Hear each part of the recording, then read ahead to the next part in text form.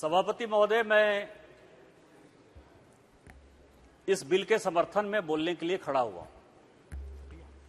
लेकिन कल से जो इस सदन में डिस्कशन चल रहा है सेल्फी पॉइंट का, प्रधानमंत्री जी का,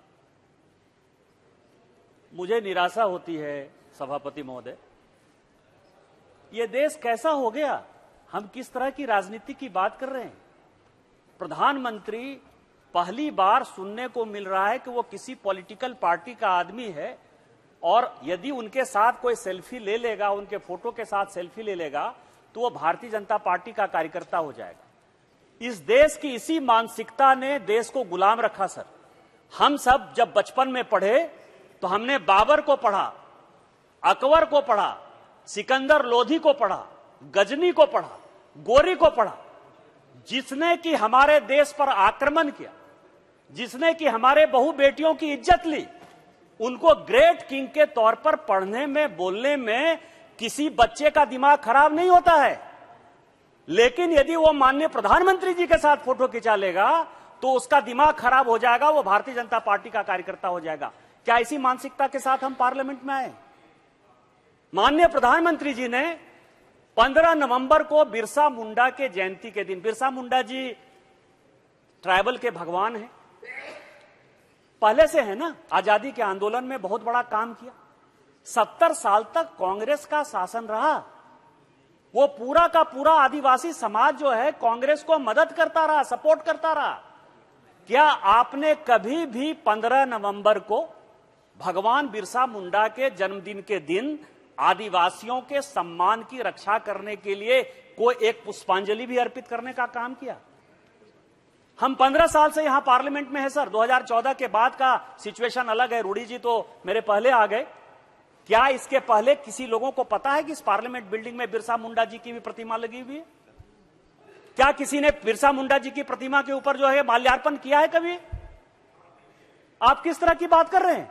हम तो करते ही हैं। माननीय प्रधानमंत्री जी ने प्रधानमंत्री जनमन कार्यक्रम वहां चालू किया और उसी का यह नतीजा है कि ट्राइबल यूनिवर्सिटी जो 2014 में, जब इस पार्लियामेंट में कोई कमिटमेंट होता है तो वो कमिटमेंट पूरा करने का काम सक्सेसिव गवर्नमेंट का होता है। और माननीय प्रधानमंत्री जी हमेशा डेमोक्रेसी में बिलीव करते हुए सोचते हैं कि जो भी कमिटमेंट हुआ है यहां पूरा हो। लेकिन 2014 के बाद ये 2023 में हम आए हैं इस बिल को लेकर। कभी इसके बारे में सोचा है कि 9 साल 10 साल कैसे लग गया? उसके पीछे एकमात्र कारण मैंने कई एक लोगों को देखा कि इलेक्शन का समय था, आपने बोल दिया, आपने कर दिया। इलेक्शन तो खत्म हो गया ना। अब तेलंगाना में कोई इलेक्शन नहीं है ना, इस यूनिवर्सिटी से कोई इलेक्शन में वोट नहीं मिलता ना।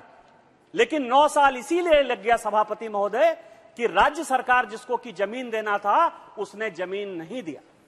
और जब जमीन यदि नहीं मिलेगा तो ट्राइबल यूनिवर्सिटी हो या इस भारत का संविधान संसद बनाना हो, नहीं मिल सकता है।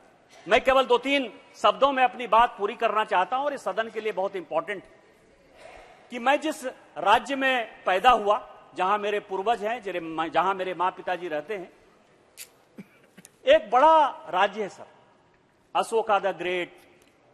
धर्म की यदि बात करें तो बुद्धिज्म, जैनिज्म, सिखिज्म, ये तीनों धर्म जो है वहीं उसी बिहार से निकले।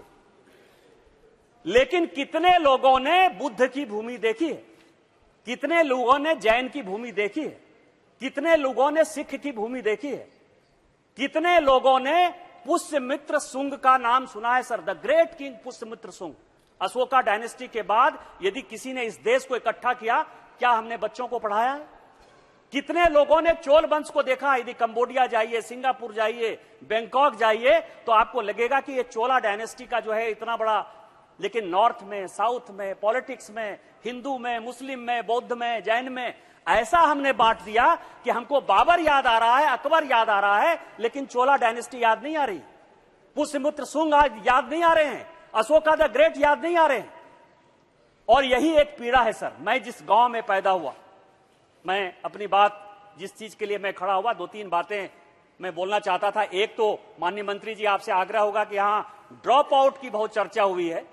जहां तक मेरी जानकारी है कि ड्रॉप आउट जो बच्चे हैं, या तो उनको अच्छी नौकरी लग गई है या एक कॉलेज छोड़कर वो दूसरे कॉलेज में चले गए हैं, तो मुझे लगता है कि एक कमेटी बनानी चाहिए सरकार को और ये देखनी चाहिए कि ये ड्रॉप आउट जो बच्चे हैं बेसिकली वो ड्रॉप आउट होके वो घर में बैठ रहे हैं या वो कहीं नौकरी पा रहे हैं, जिससे कि ड्रॉप आउट का जो ये डिस्कशन है वो खत्म हो।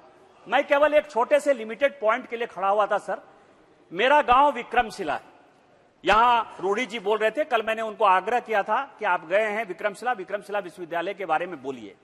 मैंने कांग्रेस के भी वक्ता को सुना, सभी कहते हैं कि नालंदा यूनिवर्सिटी बहुत बड़ा। ठीक है, नालंदा यूनिवर्सिटी से मेरी कोई परेशानी नहीं है सर, लेकिन नालंदा यूनिवर्सिटी से बड़ा विश्वविद्यालय मेरे गांव का विश्वविद्यालय विक्रमशिला विश्वविद्यालय, और वहां जो एएसआई का बोर्ड लगा हुआ है, आर्कियोलॉजिकल सर्वे ऑफ इंडिया, वो ये कहता है कि 6वीं और 7वीं शताब्दी में नालंदा विश्वविद्यालय को, मैं नहीं कह रहा हूं सर, भारत सरकार का आर्कियोलॉजिकल सर्वे ऑफ इंडिया कह रहा है कि 6वीं और 7वीं शताब्दी में नालंदा विश्वविद्यालय का कोर्स विक्रमशिला विश्वविद्यालय गाइड करता था। वो ओरिजिनल यूनिवर्सिटी थी। विक्रमशिला विश्वविद्यालय वो है जिसने कि इस दुनिया को, मार्क माई वर्ड, इस दुनिया को पहला वाइस चांसलर दिया, भगवान अतीश दीपांकर, जिन्होंने दलाई लामा पंथ की स्थापना की। विक्रमशिला विश्वविद्यालय उसी साल जला, क्योंकि प्रेमचंद्रन जी से भी निराशा हुई। वो कह रहे थे कि हम 200 विश्वविद्यालय में नहीं है, तो क्या हो गया? आज गूगल का हेड कौन है? आज माइक्रोसॉफ्ट का हेड कौन है? सुंदर पिचाई कौन है? सत्य नडेला कौन है? हमारे लोग जो है देश की इकोनॉमी में, दुनिया की इकोनॉमी में आगे बढ़ रहे हैं। आपको यह क्यों परेशानी हुई? यदि माननीय प्रधानमंत्री जी मेक इन इंडिया कहते हैं, वो वोकल फॉर लोकल की बात करते हैं, तो आपके अपने ऊपर प्राइड होना चाहिए कि हमारे बच्चे यदि 200 यूनिवर्सिटी में नहीं है तो भी वो आगे बढ़ रहे हैं। उस विक्रमशिला विश्वविद्यालय के लिए प्रधानमंत्री पैकेज में 2015 में माननीय प्रधानमंत्री जी ने 400 करोड़ रुपया दिया 2015 में। बस कंक्लूड करूंगा सर। लेकिन आज तक पिछले 9 साल से बिहार सरकार ने वहां लैंड नहीं दिया है। मेरा आपके माध्यम से आग्रह है कि बिहार सरकार के ऊपर प्रेशर क्रिएट करिए, दुनिया को विक्रमशिला के बारे में बताइए कि वो विक्रमशिला विश्वविद्यालय वो है, जब 1189 में विक्रमशिला विश्वविद्यालय को बख्तियार खिलजी जला रहा था, वही ऐसा साल है जब ऑक्सफोर्ड यूनिवर्सिटी बन रहा है। हमारी सभ्यता, संस्कृति, विचार और विश्वविद्यालय इतने बड़े थे कि वेस्ट हमारा मुकाबला नहीं कर सकता है, और इसीलिए विक्रमशिला विश्वविद्यालय को रिस्टोर करिए। आपने मुझे मौका दिया। इन्हीं शब्दों के साथ जय हिंद, जय Bharat. Thank you. Please Shri Ram Mohan Naidu ji, Shri Ram Mohan Naidu.